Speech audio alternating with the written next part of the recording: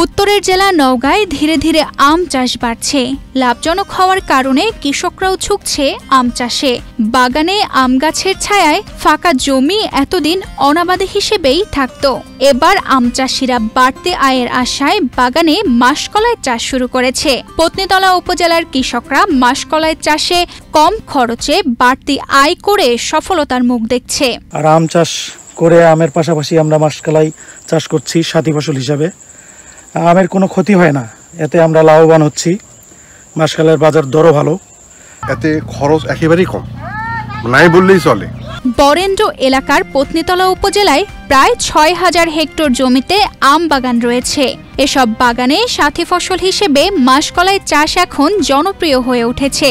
কৃষকদের মতে মাসকলাই চাষে খুব বেশি পরিচর্যা বা খরচ লাগে না, ফলনও ভালো হয় আর বাজারে দামও বেশ।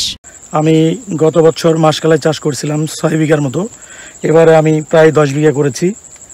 মাসকলাই চাষ করতে সেরকম কোনো খরচ হয় না, অল্প খরচে চাষটা হয়ে যায়। কৃষি অফিসের পরামর্শ ও সহযোগিতায় মাসকলাইয়ের বীজ পেয়ে এই এলাকার কৃষকরা অর্থকারী ফসলটির চাষে সাফল্য পাচ্ছে। কৃষি অফিসের সহযোগিতায় প্রণোদনা বীজ পেয়ে এই মাসকলাই প্রেরণ ফেলাইছি। বিভিন্ন পরামর্শে আমি এই মাসকলাই প্রেরণ ফেলেছি জমিতে। এখন যে পরিস্থিতি মাসকলাই আলাদা রকমতে ভালোই আছে, আশা করি ফলনও ভালো হবে। মাসকলাই চাষে কৃষি কর্মকর্তারাও কৃষকদের উৎসাহিত করছে। বীজ রোপণ থেকে শুরু করে ফসল ঘরে তোলা পর্যন্ত প্রতিটি ধাপে পরামর্শ দিচ্ছেন তারা। চলতি মৌসুমে ১৫২০ হেক্টর জমিতে মাসকলাই চাষ হয়েছে, যা গত মৌসুমের দ্বিগুণ।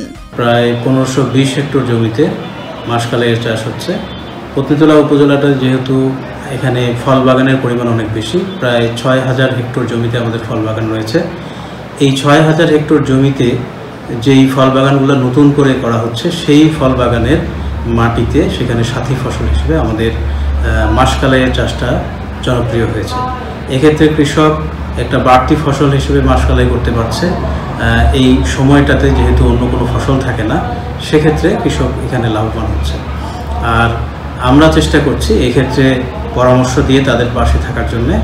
আম বাগানের ফাঁকা জায়গায় মাসকলাই চাষে যেমন জমির সঠিক ব্যবহার হচ্ছে, তেমনি বাড়ছে কৃষকদের আয়ও। ফলে বরেন্দ্র অঞ্চলের পত্নীতলা এখন সাথী মৌসুমের সাথে সম্ভাবনায় এগিয়ে যাচ্ছে। তানজিদা রহমান, ইনায়া, বাংলাদেশ প্রতিদিন।